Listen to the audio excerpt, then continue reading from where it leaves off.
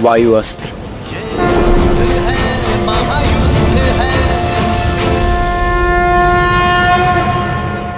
क्षमा करना नारायण। सोचा था जीवन भर अपने भाई को सद्मार्ग पर लाने का प्रयास करता रहूंगा, उनका नाश नहीं होने दूंगा, किंतु आज ना तो अपने भाई को रोक सकता और ना ही अपने भगवान से अपने भाई के लिए दया की भिक्षा मांग सकता। कदाचित इसी को ही धर्म युद्ध कहते हैं मित्र।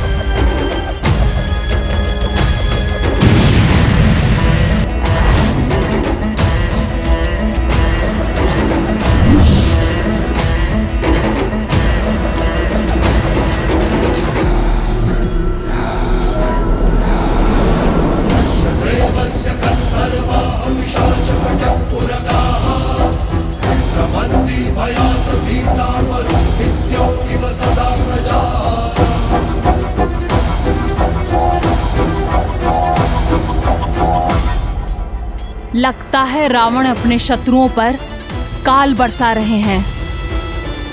ये सूर्य को ढकने वाले बाण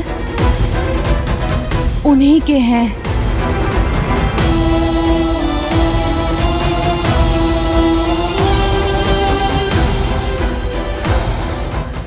ये अंधकार लंकेश के बाणों का नहीं, उनके अहंकार का है, जो शीघ्र ही लंका को घेर लेगा।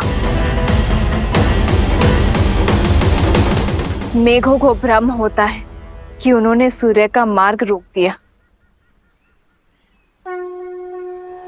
पर ऐसा होता नहीं है त्रिजटा। सूर्यवंशी श्री राम के तेज के आगे रावण के अहंकार को घुटने टेकने ही होंगे।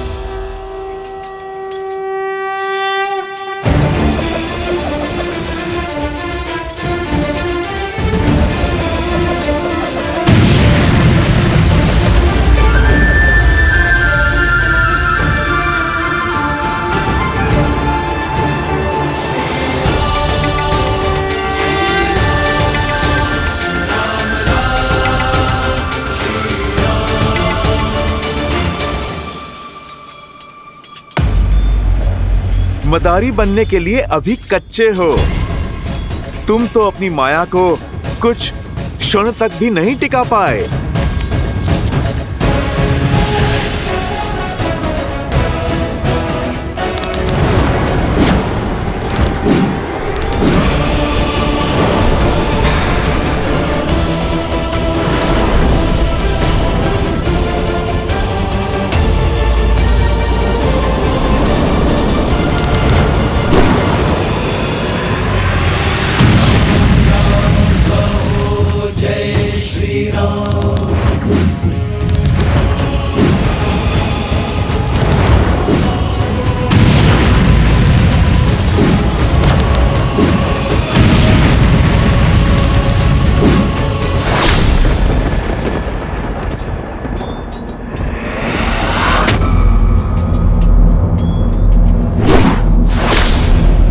हनुमान,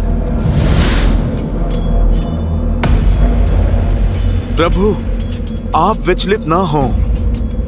आपका रथ नहीं डगमगाएगा। मेरे प्रभु के लिए सहना ये प्रहार तो प्रसाद है मेरे लिए।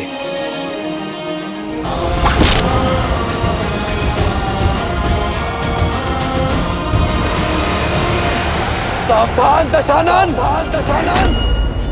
निहत्ते पर प्रहार करके ही क्या 10 लोगों का राज पाया है तुमने? ये तुम्हारी भूल है राम। ये युद्ध भूमि है राम, जहां पर प्रहार कहीं से भी हो सकता है। योद्धा को शत्रु के प्रहार के लिए सज्ज होना चाहिए और परास्त होने के लिए भी। पीड़ा का आभास तो अब तुम्हें होगा लंकेश। मैं दशरथ नंदन रघुवंशी वशिष्ठ और विश्वामित्र का शिष्य राम अपनी सेना के साथ काल बनकर टूटूंगा। तुम्हारा और तुम्हारे सभी अधर्मी पुत्रों का, तुम्हारे मित्रों और तुम्हारे समस्त कुल का सर्वनाश करूंगा।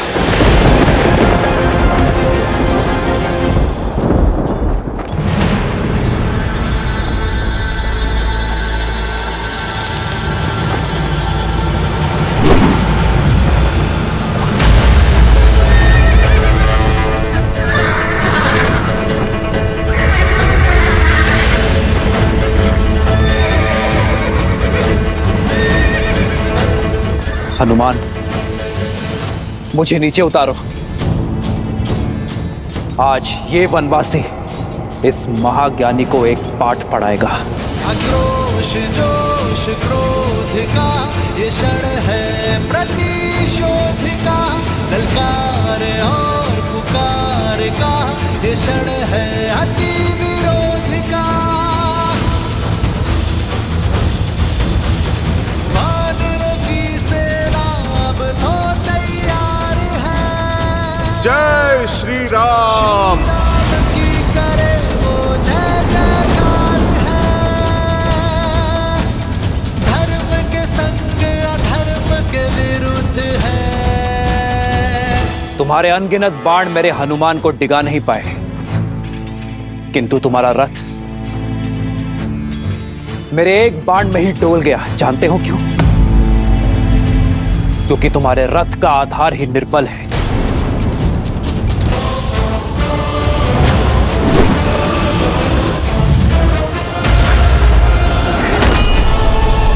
जानते हो एक राजा का रथ क्या सिखाता है? एक राजा के रथ का आधार होता है धर्म, और धर्म के रथ के पहिए शौर्य और धैर्य का प्रतीक होते हैं। किंतु तुम जैसे निहत्ते पर वार करने वाले पापी को न शौर्य सहारा देता है और न ही धैर्य।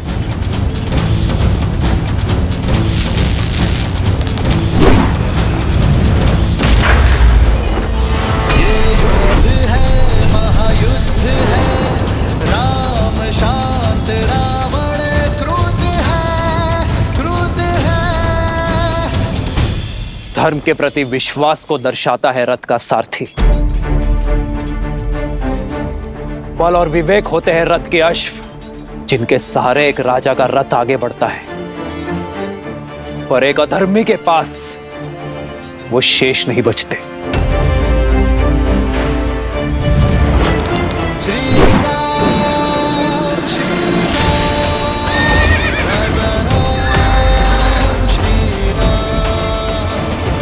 राजा वो जो देश की माटी, देश के हित में सोचे, जो एकता और अखंडता की डोरी बनकर अपने देशवासियों को जोड़े, उनकी रक्षा करे। किंतु तुमने तो अपने हठ और अभिमान में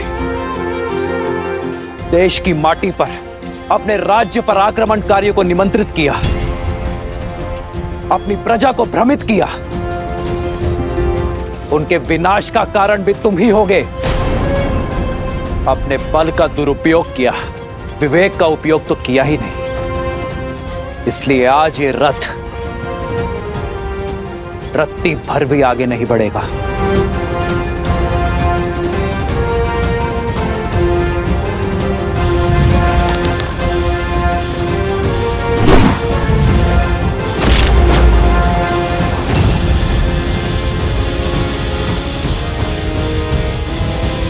रथ की पताका सत्य का प्रतीक होती है।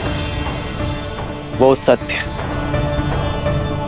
जिसे जानकर भी तुम अपने अभिमान में स्वीकारना नहीं चाहते, और एक अभिमानी के साथ सत्य नहीं रहता।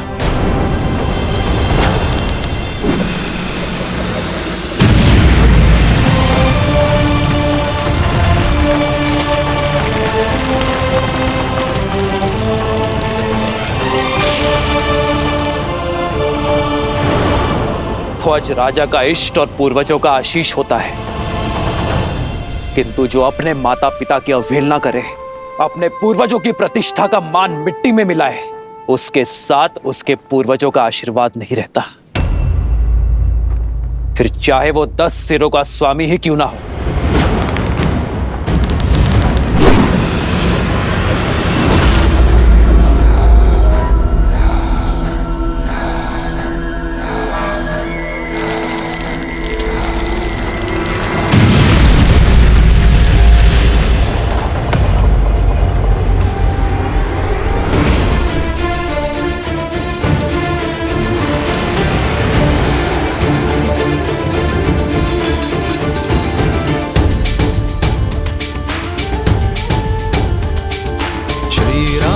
चंद्र कृपालु भजु मन हरण भव भय दारुणम। श्री रामचंद्र कृपालु भजु मन हरण भव भय दारुणम।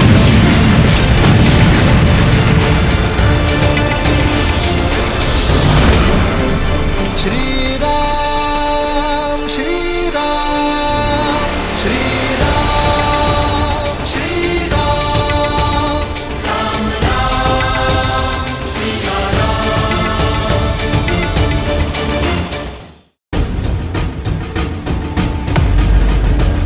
जो राजा कर्म के स्थान पर कुकर्म को अपनाता है, उसका यश भी धराशायी हो जाता है, और वो स्वयं भी धरातल पर आ गिरता है। लंकेश, तुमने पूछा था ना कि प्रभु श्री राम अपनी पत्नी को कैसे पाएंगे। अब आशा है कि तुम्हारी हर एक शंका मिट गई होगी। तुमने हर उत्तर पा लिया होगा। उत्तर तो मैं दूंगा, जिसका प्रति उत्तर ना तुम दे पाओगे और ना तुम्हारा राम।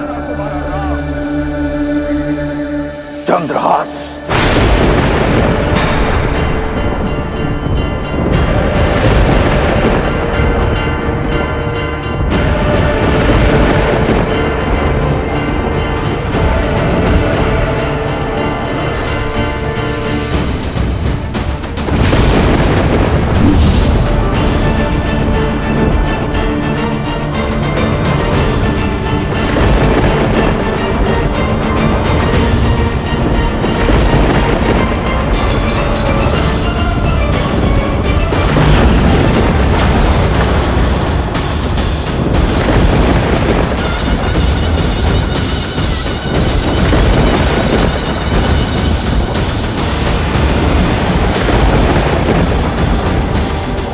मेरे चंद्रहास के वार से तुम तो बच गए थे वानर, परंतु ये नर, ये वनवासी नहीं बच पाएगा।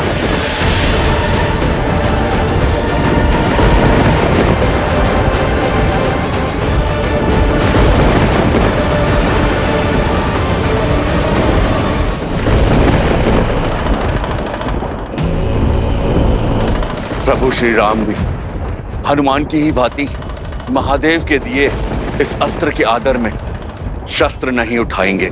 पर दशानन भैया, प्रभु श्री राम पर चंद्रहास संधान करने से चूकेंगे नहीं।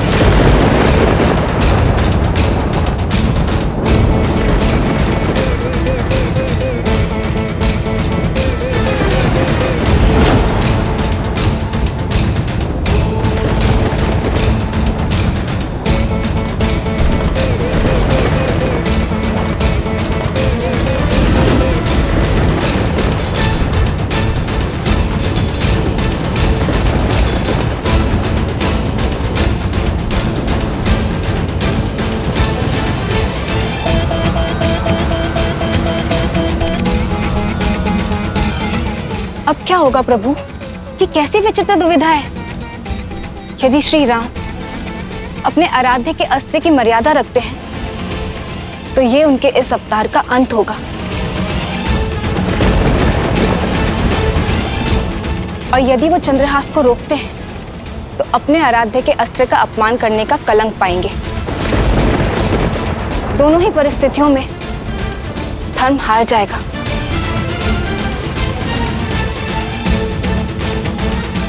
आपका चिंतित होना स्वाभाविक है देवी, किंतु आपकी इस चिंता का निवारण केवल प्रभु श्री राम ही कर सकते हैं, क्योंकि यदि चयन सरल होता तो वो श्री राम का नहीं होता।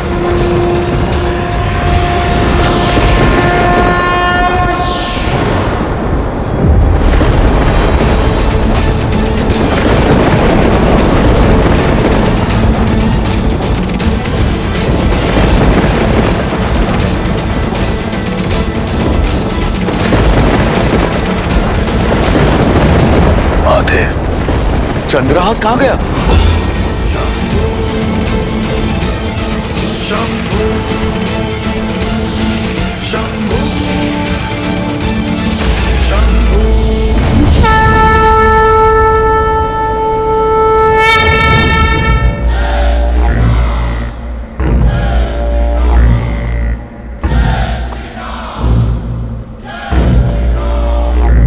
मैं दशरथ नंदन रघुवंशी वशिष्ठ और विश्वामित्र का शिष्य राम अपनी सेना के साथ काल बनकर टूटूंगा।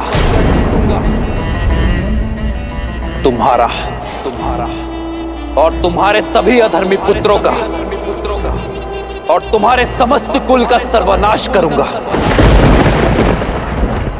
अब इसके साथ तुम जो भी कार्य करोगे उसका कर्म फल भी तुम्हारा ही होगा। अब ये तुम पर निर्भर करता है रावण कि तुम इसके साथ पुण्य की फसल काटते हो या पाप की।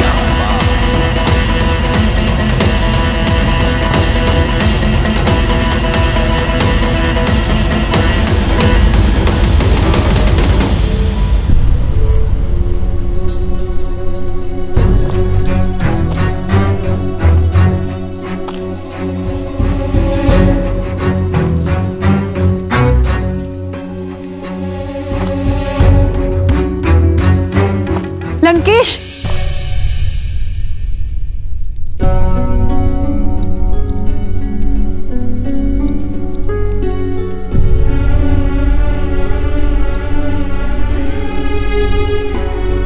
इतने वर्षों में पहली बार आपको इतना विचलित देख रही हूं लंकेश। किस चिंता में लीन है दशानन?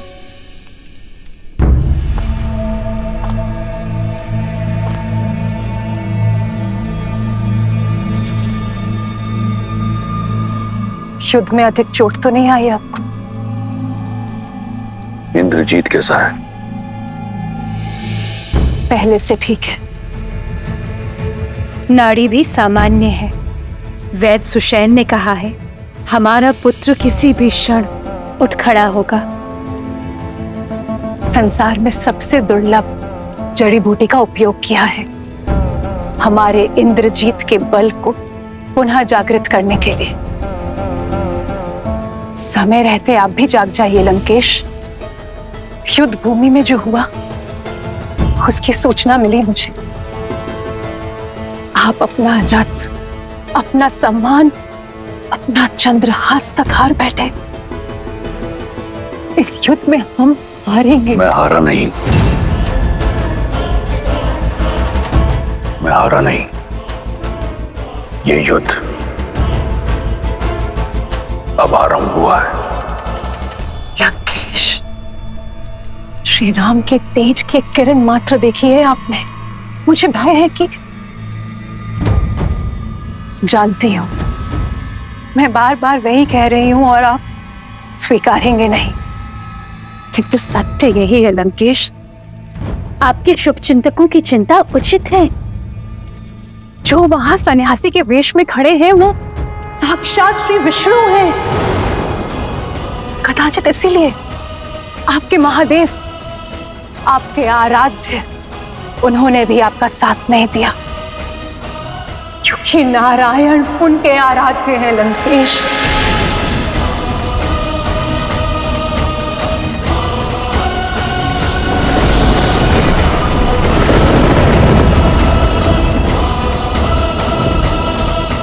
सच से मुंह मत मोड़िए लंकेश। जिसे आप तुच्छ नर समझ रहे हैं वो नारायण है, वो नारायण है लंकेश।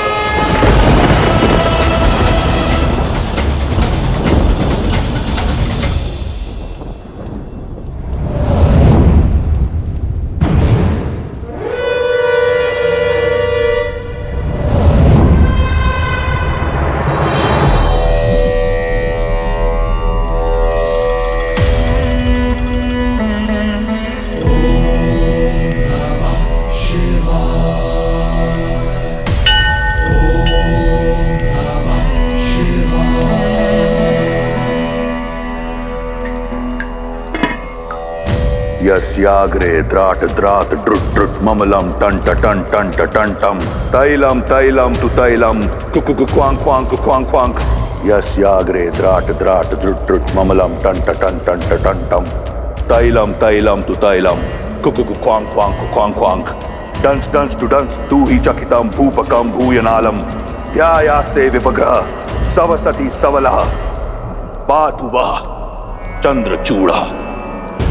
ओम नमः शिवाय, ओम नमः शिवाय, ओम नमः शिवाय, ओम नमः शिवाय, ओम नमः शिवाय, ओम नमः शिवाय, ओम नमः शिवाय, ओम नमः शिवाय। सैकड़ों युद्ध लड़े, कई घाव मिले, परंतु घायल मैं आज हूं, पीड़ित मैं आज हूं। विश्वास नहीं कर पा रहा कि मेरे इष्ट, मेरे महादेव ने मेरा साथ छोड़ दिया, अपना आशीर्वाद मेरे शीश से हटा दिया। क्या दोष रह गया था मेरी भक्ति में, मेरे समर्पण में, मेरी आराधना में कि आपने मुझसे मुख मोड़ लिया। इस संसार का सबसे शक्तिशाली अस्त्र मुझे दिया, परंतु उस समय छीन लिया जब उसकी मुझे सबसे अधिक आवश्यकता थी।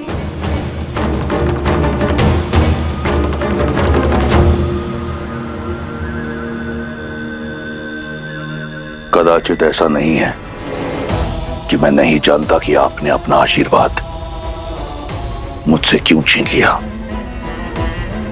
क्यों आपने उस वनवासी का साथ दिया? ना मैंने किसी का साथ दिया देवी, ना ही किसी का हाथ छोड़ा। मैं तो केवल धर्म और सत्य की डोर से बंधा हुआ हूं, जिसे तोड़कर रावण ने असत्य और अधर्म के मार्ग को अपनाया, किसी दूसरे की पत्नी का हरण किया और फिर उसके साथ ही युद्ध का शंखनाद भी किया। रावण ने अपने कर्मों से, अपने तप से चंद्रहास को पाया था, किंतु जब कर्म कुकर्म में परिवर्तित हो गए, जब न्याय का प्रतीक समझे जाने वाली चंद्रहास का उपयोग अन्याय के लिए किया गया, जब मेरी चेतावनियों को अनदेखा किया गया, तो कर्मों का फेर और फल दोनों बदल गए। आपने मेरा साथ छोड़ दिया महादेव, परंतु मैं आपकी शरण और आपके चरण कभी नहीं छोड़ूंगा। मैं जानता हूं कि मेरे महादेव मुझसे रुष्ट हैं, परंतु मुझे आपसे कोई बैर नहीं। मुझे बैर है देवताओं से। ये युद्ध, ये घटना षड्यंत्र है मेरे विरुद्ध। ये देव मेरे बचपन से मुझ पर प्रहार करते आए हैं। देखिए, परंतु भूल रहे हैं वो कि मैं कोई सामान्य राक्षस नहीं, महादेव का परम भक्त लंकेश दशानन रावण हूं।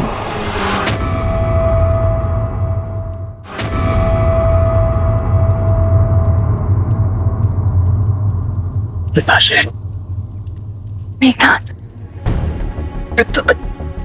मेघनाथ, मेघनाथ, इतनी उत्तेजना उचित नहीं है। तुम विश्राम करो पुत्र। नहीं मां, जब लंका संकट में हो तो युवराज विश्राम नहीं कर सकता। पिताश्री, मुझे पिताश्री से मिलना है अभी इसी क्षण। और आप दोनों क्या बातें कर रहे थे? कुछ स्पष्ट रूप से सुनाई नहीं दे रहा था मुझे।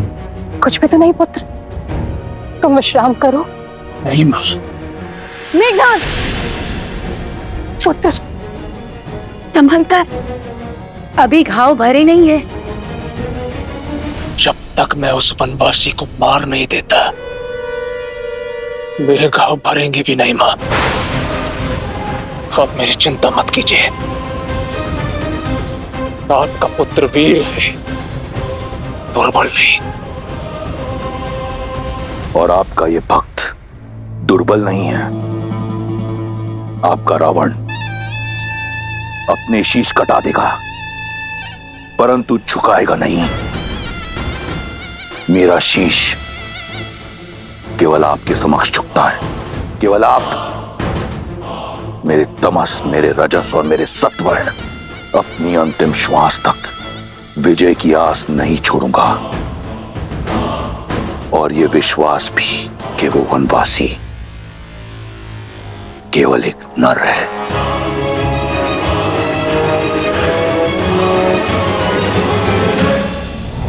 प्रश्न अब सीता पर अधिकार का नहीं, राक्षस कुल पर आए धिक्कार का है, लंका के सम्मान का है, 10 लोकों के स्वामी लंकेश दशानन रावण आपके परम भक्त के मान का है।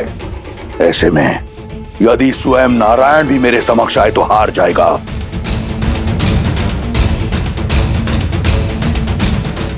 कदाचित वो देव भूल गए कि जिसे वो झुकाने का प्रयास कर रहे हैं वो रावण है। वो रावण जो अजयी है, अमर है, अमृत का वास है मेरी नाभि में। वो वनवासी मेरा संहार नहीं कर सकता। ये देह मैंने सहस्त्रों वर्षों के तप, बल और महादेव के आशीर्वाद से अर्जित किया है। यदि वो वनवासी नारायण है तो भी एक तुच्छ नर बालक के रूप में इस रावण का संहार नहीं कर पाएगा। आपकी इच्छा अवश्य पूर्ण होगी पिताश्री।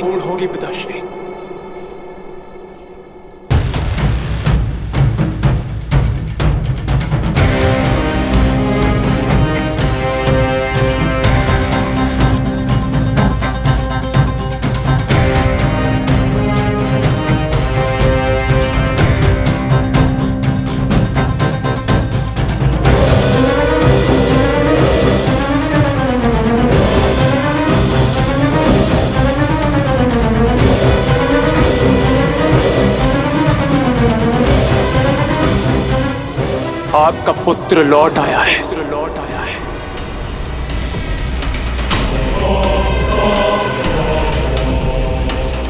अब आपको युद्ध भूमि में उतरने की आवश्यकता नहीं है पिताश्री। मैं स्वयं उस मानव और वानर की टोली को आपके चरणों में लाकर पटकूंगा। आपका सम्मान, आपका ये पुत्र लौट आएगा।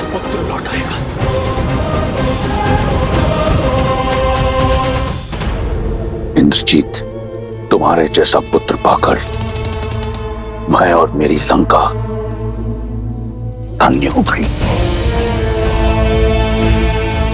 आप निश्चिंत रहिए पिताश्री। आपका ये पुत्र आपको निराश नहीं करेगा। राम और लक्ष्मण कल का सूर्योदय नहीं देखेंगे। तो फिर अपने साधना स्थल जाओ और देवी निकुंबला का आह्वान करो। वो रथ पाओ जिसमें बैठकर तुम अजयी हो। वो अस्त्र पाओ जो इस संसार का सबसे शक्तिशाली अस्त्र है, जिसके समक्ष नारायण भी टिक नहीं पाएगा। दिखा दो उन मानवों को राक्षसों का बल और अपने पिता का, अपने राक्षस कुल का और लंका का सम्मान पुनः स्थापित करो।